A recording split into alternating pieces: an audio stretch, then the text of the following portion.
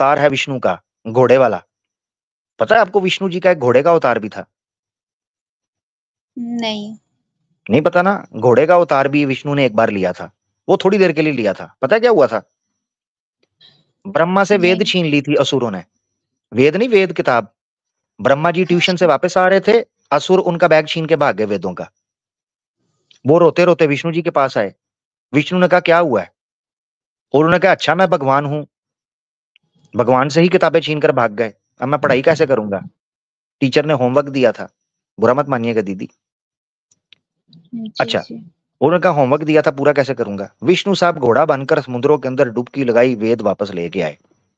और यार ये हो रहा है, ये क्या है दीदी?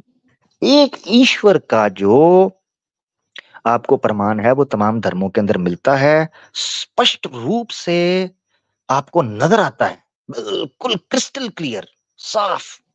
आपको पता चलता है कि यार ईश्वर एक ही है, अनेक नहीं, एक। ये चक्कर बिल्कुल, है। वेद में भी हम ये चीज़ पढ़े हैं कि वेद में भी ये कहा जाता है कि ईश्वर एक ही है। जी बिल्कुल। बहु एक जगह नहीं, बहुत जगह। एक और हम बार-बार इस चीज़ एविदित्यम। को, हाँ, हम्म। जी।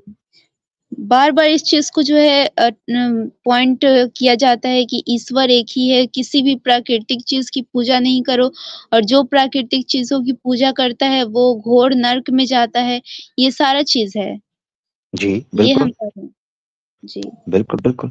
इवन शिव पुराण के अंदर लिखा हुआ है, अपना शिव पुराण कह रहा हूं मैं, लिंग पुराण में, हाँ लिंग पुराण में लिखा हुआ है कि 28 करोड़ के करीब उसने नरक बनाए हैं। अगर उन नरक से बचना चाहते हो तो एक ईश्वर की उपासना करो, एक ईश्वर की, लिखा हुआ है वहां पर, द वन एंड ओनली। अगर नरकों से बचना चाहते हो तो एक ईश्वर की उपासना करो।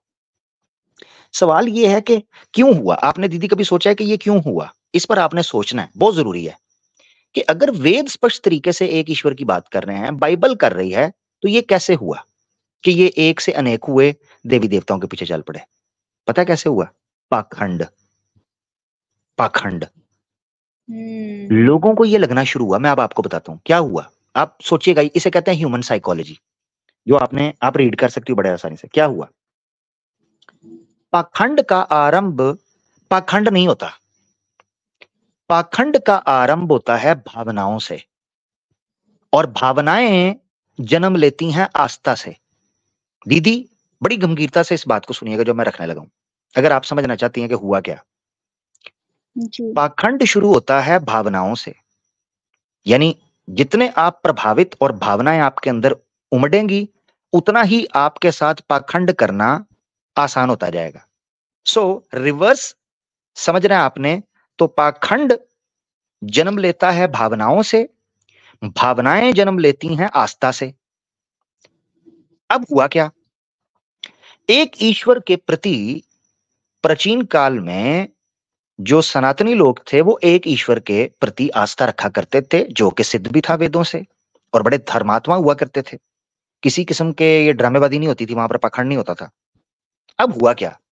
हुआ ये कि जैसे जैसे समय गुजरने लगा, आगे आने वाली जो उनके वंश थे, आगे जो पुत्र थे, वो उतने धार्मिक नहीं रहे। सुनते जाइएगा, उतने धार्मिक नहीं रहे। जैसे जैसे शास्त्रों का ध्यान उनसे खत्म होता गया और वो धार्मिक ना रहे, तो होने लगे पाप। ये बड़ी गंभीरता से सुनना है, दर्शक भी सुने। पाप बढ़ने लगे और पुण्य कम होने लगा। जैसे जैसे पाप बढ़ने लगा, तो पाप ने एक इंसान के अंदर एक ऐसी भावना को पैदा किया, ऐसे इमोशन को पैदा किया, जिसको इंग्लिश में बोलते हैं गिल्ट। गिल्ट, मैंने पाप कर लिया, मुझसे बुरा हो गया, क्षमा मांगनी है, अब कैसे मांगूं? अंदर गिल्ट। उस गिल्ट ने उनको मजबूर किया कि कुछ ना कुछ ऐसा करें जिससे उनको रियल में ये फील हो सके कि उनका ये पाप जो था उसकी क्षमा हो गई, उसका प्रायश्चित हो गया। अब ये फील करना था। अब ये फील हो नहीं सकता था क्योंकि ईश्वर तो था निराकार, उनको फील नहीं होता था। जो धार्मिक लोग थे उनसे पहले, जो उनके पूर्वज थे, वो इतने अति उत्तम लोग थे कि उनको समझ थी कि ईश्वर निराकार है, उसके साथ कैसे आपने धार्मिक कार्य करने हैं। वेयर एज बाद में आने वाले लोगों का लिंक टूट गया। जब लिंक टूटा तो उनको अपने इर्द गिर्द दुनिया के अंदर फील हुआ कि अगर हम ये काम कर लेंगे तो हो सकता है पाप हमारे प्रायश्चित हो जाए, अगर ये कर लें तो हो जाए। इस चीज का फायदा उठाया पाखंडी पंडितों ने। पाखंडी पंडितों ने यह कहा कि देखो, ईश्वर तो निराकार है, तुम्हें कैसे पता चलेगा उसने तुम्हारे पाप क्षमा कर दिए हैं? तो उसका एक ही तरीकाकार है, वो तरीकाकार ये है कि तुम, सूर्य देव है, ये अग्नि है, ये गौ माता है, ये जो चीजें हैं ना, जो प्रकृति है, जो ईश्वर की प्रकाशित प्रकृति है, इनकी सेवा शुरू कर दो। सुनिएगा जरा, अब पॉइंट चेक करें। स्टार्ट में आस्था कैसे भावनाओं में कन्वर्ट होती है और भावनाएं कैसे पाखंड को रास्ता देती हैं। तो हुआ ये कि उन लोगों ने कहा इनकी सेवा, स्टार्टिंग वर्ड सुनना है, सेवा करो। अब ये सेवा ग्रेजुअली पूजा में कैसे बदल गई, हमारे सनातनियों को पता ही नहीं चला। अब सेवा क्या थी? सेवा ये थी कि चूंकि तुमने पाप किया है तो अब जो प्रकृति है उनकी सेवा करके उस पापों का प्रायश्चित करो। गाय की सेवा कर दो, अग्नि जलाकर किसी को गर्मी पहुंचा दो, परिंदों को खाना खिला दो, दरख्तों को पानी दे दो, सब्जियों का ख्याल रखो, जानवरों का ख्याल रखो, ये चीजें करो। यहां से बात शुरू हुई थी। अब फर्क ये था कि लोग अपने अपने बंद कमरों में बैठे हुए थे। उनको निकालने का एक तरीकाकार था। वो तरीका ये था कि एक धार्मिक बैंक ओपन किया जाए। वो बैंक हुआ मंदिर के नाम पर ओपन। अब उसके लिए जरूरी ये था कि मंदिर में जब लोग आएंगे तो उनका फोकस का कंसंट्रेशन कैसे करेंगे, क्योंकि ईश्वर तो निराकार है। वहां उन लोगों ने मूर्तियों की स्थापना करनी शुरू की। मैं बड़ा इजीली आपको बता रहा हूं, मूर्तियों की स्थापना करनी शुरू की ताकि लोग जब आए उनको फील हो कि उनके भगवान उनको देख रहे हैं। यानी आप इसकी आसान मिसाल समझाऊं आपको आज दीदी, जी, अगर आप सुनना जी, चाहें। हाँ दीदी, एक टाइम था जब वीडियो कॉल्स नहीं हुआ करती थी, हैं? हाँ, जी, वीडियो कॉल्स नहीं होती थी। कभी खत लिखे जाते थे, फिर आहिस्ता आहिस्ता कॉल्स आई। आजकल है वीडियो कॉल, वीडियो कॉल आ गई, ठीक है। तो उसमें ये चीज अब होने लगी कि जैसे जैसे फोन आया है, वीडियो आई है, कैमरा आ गया है, तो लोग अपनी फैमिली से बात करने के लिए ना फटाफट कहते हैं कैमरा ओपन करो। वो कहते हैं ऑडियो कॉल में मजा नहीं आता, कैमरा ओपन करो, कैमरे कॉल में बात करते हैं, दोस्तों से, फैमिली से, बीवी बच्चों से बात करते हैं, उनको सुकून मिल जाता है। क्यों? फोकस। क्यों? इंटरेक्शन। क्यों? कंसंट्रेशन। क्यों? उनको फील होता है लिंक, वीडियो की सूरत में नजर आते हैं सामने। ऑडियो के साथ वो फील नहीं होती। तो इसी तरीके से जब धर्मात्मा घटने लगे, वैसे वैसे लोगों का ताल्लुक कमजोर हुआ, और कमजोर होने के बाद उनको लगा कि अगर हमने ईश्वर के साथ संबंध, अपना संबंध जो है दोबारा संपर्क करना है, हमें स्ट्रॉन्ग लिंक चाहिए, हमें मूर्ति नजर आनी चाहिए सामने ताकि फोकस हो सके। तो मूर्तियां रखनी शुरू कर दी। ये चीज हुआ। अब ये चीज मैंने अपनी तरफ से नहीं कही, ठीक है। इस चीज का भी जिक्र कुरान के अंदर आपको मिलता है, आप जानकर हैरानगी होंगी, ठीक है, कि है कुरान के अंदर। जी, ये आज सारी मैं चीज़ है।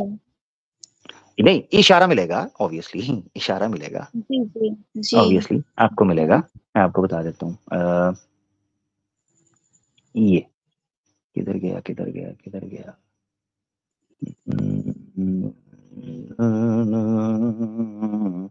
जी जी दीदी, तो जिस कौम के बारे में है उसका मैं वाक्य भी आपको सुनाऊंगा। पहले कुरान की आयत आपको पढ़ाता हूँ, ठीक है जी। दीदी, ये सूरत है सूरह अज-जुमर, ओ सॉरी सॉरी सॉरी सॉरी, सूरह अज-जुमर जी, 39। इसकी आयत हम पढ़ेंगे तीसरी। आपने पढ़कर मुझे ट्रांसलेशन सुनानी है दीदी। जी दीदी, स्क्रीन पर। जान रखो कि विशुद्ध धर्म अल्लाह ही के लिए है।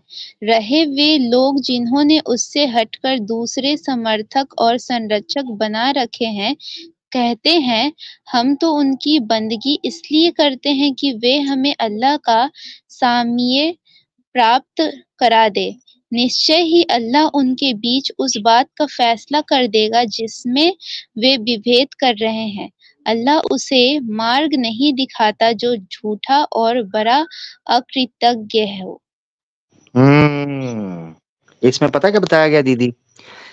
ये बताया गया है कि जिन लोगों ने मूर्ति पूजा शुरू की थी ना, जब उनसे कहा जाता था ना कि वेद में कहाँ है मूर्ति पूजा, ये तो तुम ईश्वरीय मार्ग से हट गए हो, धर्म को एक ईश्वर से हटाकर तुमने मूर्तियों में कर दिया है और संत रक्षक बना लिए हुए हैं। तो वो पता क्या कहते थे? वो कहते थे हम तो उनकी बंदगी, आज भी आप मूर्ति पूजाओं से पूछें जो मूर्ति पूजक हैं, पता क्या कहेंगे? हम इनके माध्यम से उसी निराकार की पूजा करते हैं। दीदी कहते हैं कि नहीं? दिल पे बताइए हाथ रख के, हैं? कहते हैं ना? जी, जी, हर कोई यही कहता है। यही कहता है। देखो कुरान के अंदर जवाब दिया हुआ है। ये कहते हैं हम उनकी थोड़ी ना पूजा करते हैं, वो पत्थर की, तस्वीर की, हम उनका स्मरण करते हैं, उनके माध्यम से एक ईश्वर की पूजा ही इनके माध्यम से करते हैं। अल्लाह ने कहा नहीं, ये धोखे में थे। अब ये कुरान के अंदर बात क्यों आई है ये समझना है।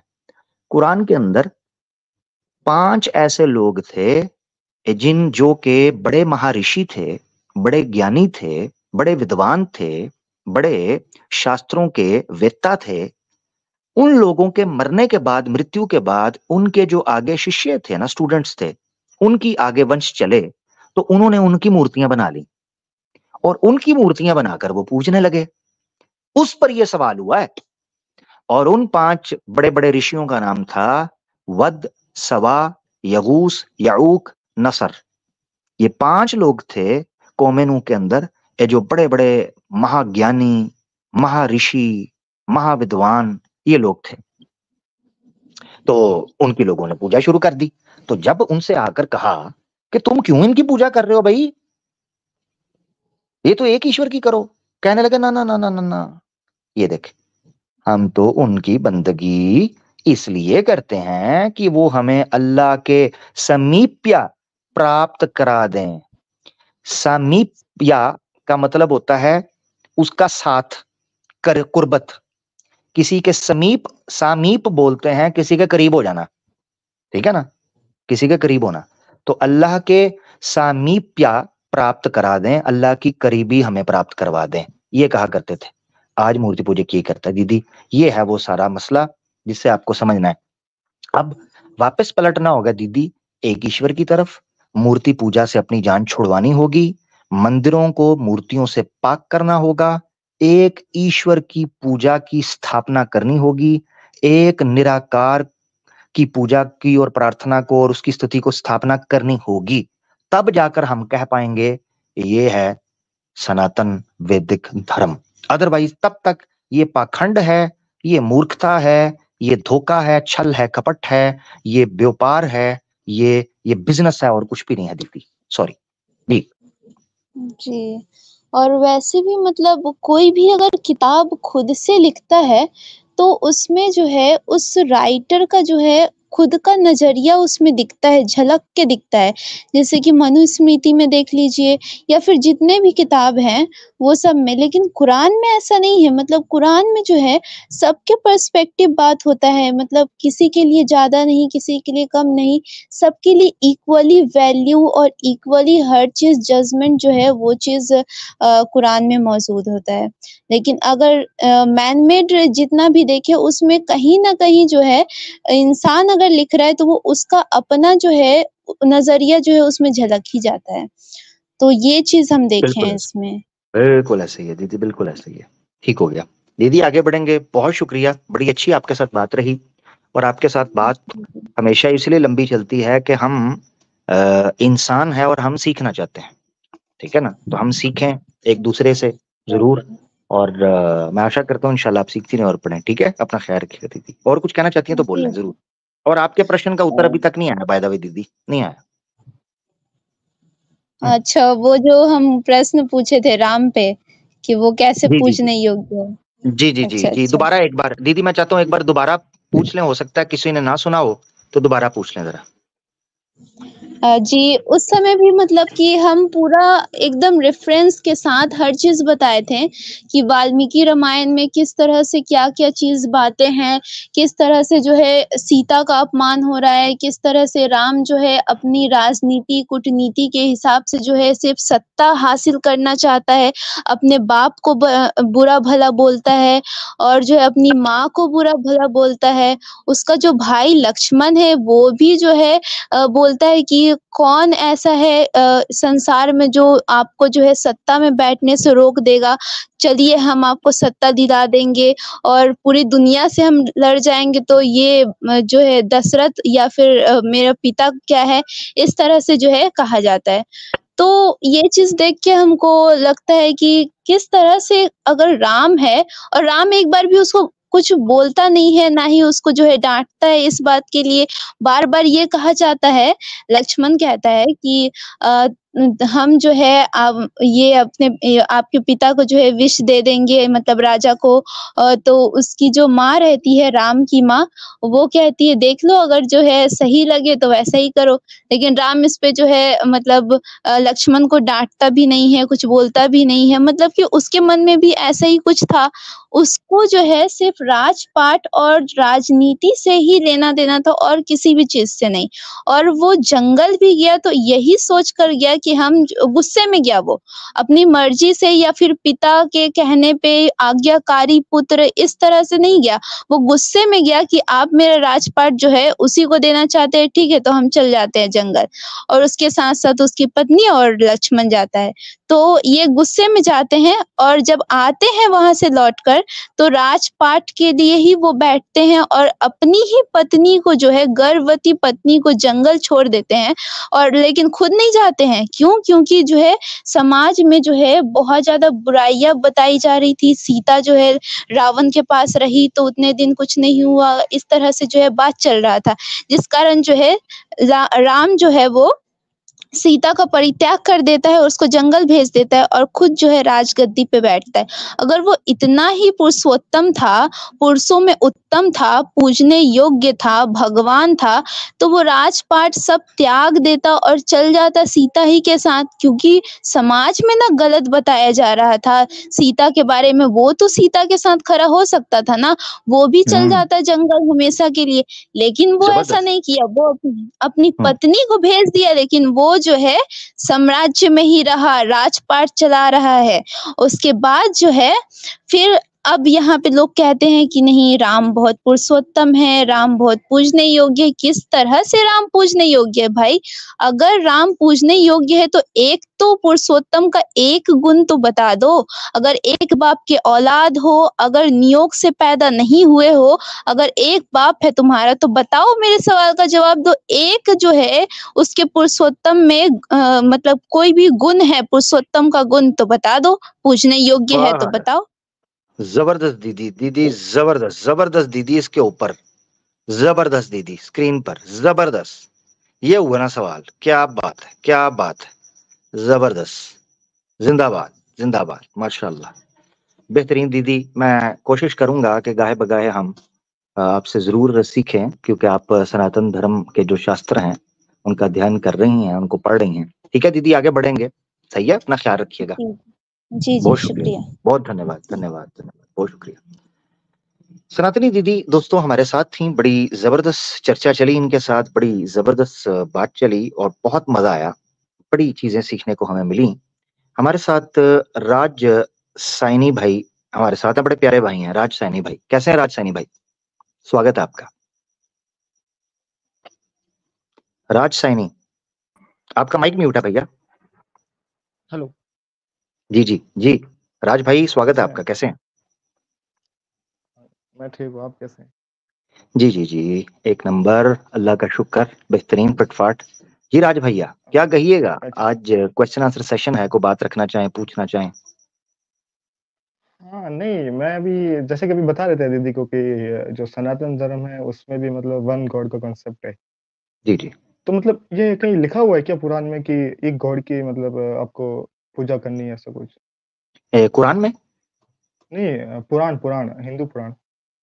पुराण नहीं, असल में देखें पुराण के अंदर तो नहीं, पुराण में असल में बहुत सी और बड़ी चीजें लिखी हुई हैं। दिक्कत ये है, पुराण के बारे में कोई भी ये चीज नहीं मानता कि ये ऑथेंटिक है, मगर वेद के बारे में बड़ी तादाद के अंदर हिंदुओं की मान्यता यही है कि ये जैसे थे वैसे ही हमारे पास आए हैं, बड़ी तादाद में जो वेद को जानते हैं।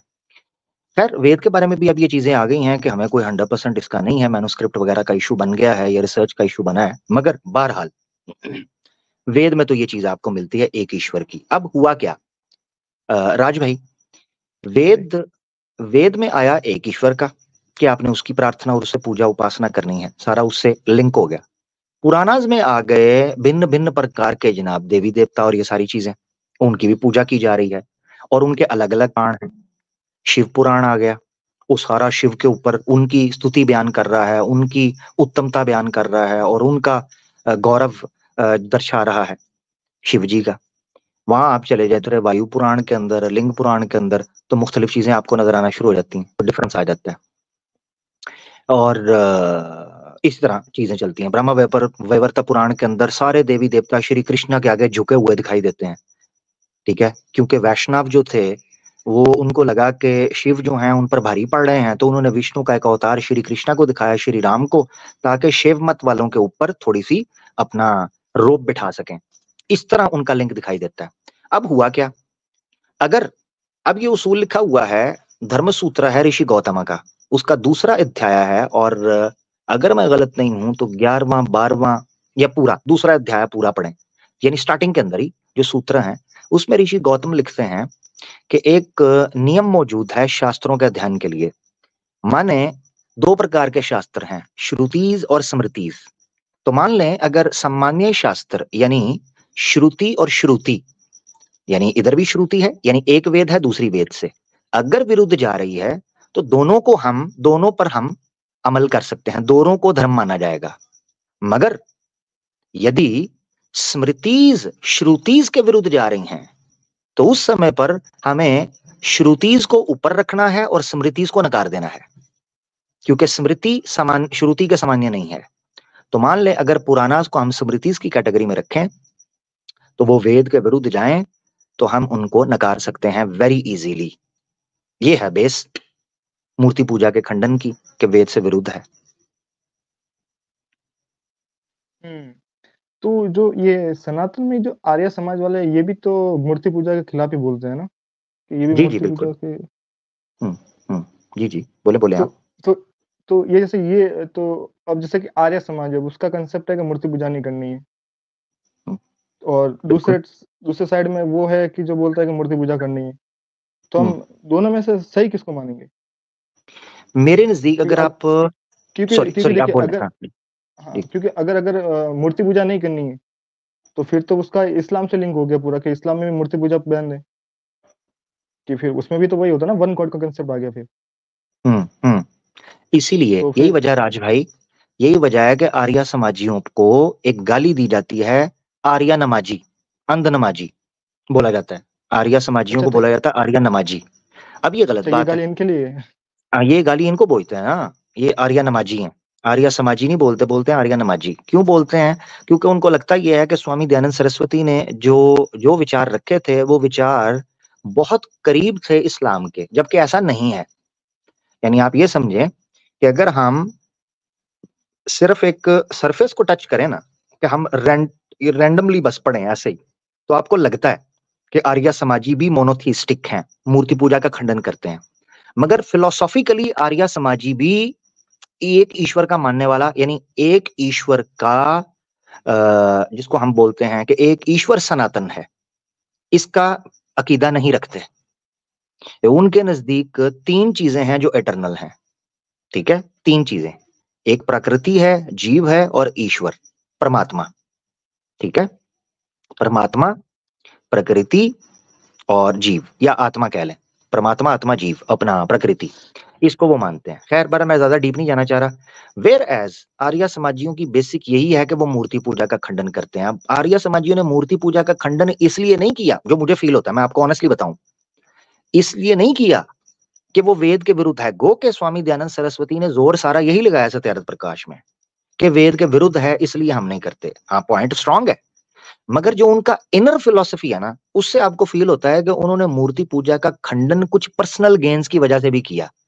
मिसाल के तौर पर उनको लगता था ये पाखंड है, तो मंदिरों में जो पाखंड चल रहा है पंडितों के द्वारा, और जो जातिवाद शुरू हो गया था, और जो ऐसी कुप्रथाएं थीं जो फैल चुकी थीं, उन कुप्रथाओं के खंडन के लिए उनको ये बेस बनानी पड़ी कि जितनी कुप्रथाएं हैं और जितने कुकर्म हैं, ये जितना अधर्म है, ये जितने दुष्ट कार्य हैं, उनकी नींव मूर्ति पूजा के ऊपर है। तो अगर आप मंदिरों से या सनातन धर्म से मूर्ति पूजा को उखाड़ दें तो पाखंड खत्म हो जाएगा। अब ये बात बड़ी जेन्युइन थी। इसकी अगर आपने वर्तमान में एक उदाहरण मैं दूं तो, मैं सॉरी बुरा मत मानिएगा राज भाई, मगर राम मंदिर इसका एक उदाहरण है, बड़ा स्पष्ट उदाहरण है। राम मंदिर के नाम पर पॉलिटिक्स भी की गई और धंधा भी किया गया। जिस तरह अशुभ मुहूर्त के ऊपर प्राण प्रतिष्ठा का इशू आया शंकराचार्य के द्वारा, वो भी एक बड़ा इशू है। ठीक है, सुप्रीम कोर्ट के फैसले की किस तरह धज्जियां उड़ाई, मैं उस पर नहीं जाना चाह रहा, सॉरी पॉलिटिकल इशू में वापस आ जाता हूँ। तो वैसे मैंने एक उदाहरण दे दिया। तो ये बात है राज भाई, इस पे आप कुछ कहना चाहें जरूर कहें। तो आर्य समाजियों का अकीदा मुसलमानों के अकीदे के मुताबिक नहीं है। हाँ, मूर्ति पूजा का खंडन वो बहरहाल करते हैं। मुसलमानों का मानना यह है, जरा फर्क समझिएगा, मुसलमान सिर्फ तौहीद के ऊपर नहीं बैठा हुआ, मुसलमान तौहीद और रिसालत की बेस पर है। तो तौहीद और रिसालत, जो कि आर्य समाजियों के यहाँ रिसालत का कॉन्सेप्ट नहीं है। रिसालत कहते हैं प्रॉफिटहुड को, ईश्वर का दूत। वो ईश्वर का दूत नहीं मानते हैं इस तरह जिस तरह हम मानते हैं। प्रॉफिटहुड या रेवलेशन होती है, गो के वेद में लिखा हुआ है। वेद में लिखा है कि कुछ धर्मात्मा लोग होते हैं, वो ईश्वर के इतने प्यारे हो जाते हैं, ये ईश्वर अपना प्रकाशित जो ज्ञान है उन पर खोलता है, उनको प्राप्त हो जाता है, और फिर वो समाज की कल्याणकारी के लिए, उन्नति के लिए सुबह शाम कार्य करते रहते हैं। ये बात लिखी गई। जी राज भाई, आप कुछ बोलना चाहें? तो अगर मान लो कि अगर मुझे थोड़ा जानना हो तो मैं कैसे जान पाऊंगा इस्लाम के बारे में थोड़ा बहुत, क्योंकि या तो उर्दू में है या फिर देखिए तो अरबी में, और जो इंग्लिश में ट्रांसलेशन होता है वो इतना मतलब हम क्लियर नहीं समझ सकते ना, क्योंकि कई बार हिंदी के अंदर ट्रांसलेशन में मिस्टेक, और हिंदी हिंदी के में तो अंदर है नहीं। नहीं, हिंदी में है। कुरान हिंदी के अंदर आपको मिल जाएगा, हदीसें हिंदी के अंदर ऑनलाइन आपको मिल जाएंगी। बेसिक ये है। अगर आप सीरत जानना चाहते हैं तो एक किताब है अर-रहीकुल मख्तूम, यानी इस्लाम के बारे में अगर बेसिक जानना चाहते हैं, बुक का शौक है तो हिंदी में अर-रहीकुल मख्तूम आपको मिल जाएगी। अगर हिंदी में जानना चाहते हैं ना बेसिक प्रॉफिट के बारे में, तो वहां से आपको एक बेसिक मिल जाएगा। अगर आपको राज भाई लगता नहीं मैं बुक नहीं पढ़ सकता, मैं कोई वीडियो देख लूं, कोई ऐसी चीज देख लूं, तो एक सीरीज है यूट्यूब के ऊपर भी मौजूद है, उमर सीरीज, उसको देख लें। वो उर्दू और हिंदी के अंदर डब है। उससे आपको कई किताबों का टाइम बच जाएगा, कई चीजें पढ़ने का, और आपको बड़ा इजीली एक पर्सपेक्टिव मिल सकता है इस्लाम किस तरीके पर सामने आया, कैसे कैसे स्लोली अरब के अंदर क्या मामलात हुए, कैसे कैसे कुरान आया, क्या क्या चीजें आई, क्या क्या अहकामात थे, क्या क्या चेंजेस आई, वो सारा आपको उसमें मिल जाएगा। बुक मैंने आपको रिकमेंड कर दिया, रहीकुल मख्तूम है बेसिक। इसी तरीके से मेरे ख्याल से हाँ ये बेसिक है, अगर आप उसको पढ़ लें तो काफी चीजें मिल जाएंगी। अच्छा, तो ये जो बाइबल है तो उसकी भी एक ही मतलब एक ही बुक है ना, कि मतलब उसके लिए भी अलग अलग बुकें होती है, कि जैसे कि आपके आपके मतलब इस्लाम में तो एक ही है जैसे कुरान, तो ये जो कुरान और हदीस है तो इसमें हम किसको ज्यादा अहमियत देंगे? हाँ मैं आपको बताता हूँ। अहमियत दोनों की है, मगर अगर आप तरतीब में देखें ना कि पहले किसको हम रखेंगे, तो पहले कुरान है, कुरान टॉप पे है। क्योंकि हदीस का क्या मामला है, कुरान जो है हमारा मानना ये है कि ये इसमें किसी किस्म की भी addition, not even from the prophet, यानी मोहम्मद साहब की तरफ से भी कोई चेंजेस इसके अंदर नहीं आई। ठीक है ना, तो मतलब जो लेट एक अलोन बार जो उनके कंपेनियंस थे। ठीक, और जो मतलब जो हदीस है, एक बार सॉरी, वो आई तो वैसे की वैसे ही है ना? जैसे वो आई थी वैसी की वैसी हम मानते हैं उसे, जैसी आई थी वैसी की वैसी ही है। ठीक है, अच्छा अब आ जाते हैं हदीस। हदीस क्या है? हदीस जो है, अल्लाह के रसूल पाक सल्लल्लाहु अलैहि वसल्लम ने कोई बात की नॉर्मल टाइम पर, समझाया, आपको किसी ने कुछ करते देखा, यानी आपका जो नॉर्मल जीवन है, जो जीवन गुजर रहा था एज अ प्रॉफिट भी, और as a husband, as a leader, as a politician, as a trade, as a human being, आपका जो जिंदगी गुजरी, उसको हदीस के अंदर इकट्ठा कर कर जमा किया गया है। उससे सीख मिलती है। बाज़ औक़ात उसके अंदर चीजें ऑथेंटिक होती हैं, बाज़ औक़ात फैब्रिकेटेड होती हैं। उसमें हमारे पास पूरा एक मैकेनिज्म है हदीस को परखने का। ठीक है, यानी ऐसे नहीं है कि जी वो पुराण शुरू होती है तो कहते हैं जी शिव जी ने कहा, ब्रह्मा जी ने कहा। भाई किसने सुना? उन्होंने कहा, किसने सुना? कौन था उस समय पर? जिसने देखा कोई प्रूव नहीं है। हदीसें इस मामले के अंदर ऑथेंटिक हैं। हदीसों के अंदर ये है कि जिन लोगों ने उस वक्त सुना वो लोग लाखों लोगों से आगे मिले, फिर उन्होंने बुक्स की शक्ल के अंदर उनको जमा किया। उस टाइम पर भी वो चीजें लिखी जाती थी। इस तरह हदीसें इकट्ठी हुई हैं, यानी चेन आफ्टर चेन जो लोग आते रहे और उनके जरिए वो चीजें इकट्ठी होती रही। ये तरीकाकार है मेरा भाई। जैसे आप मुझसे आज सुन रहे हैं, आप जाके आगे 5 लोग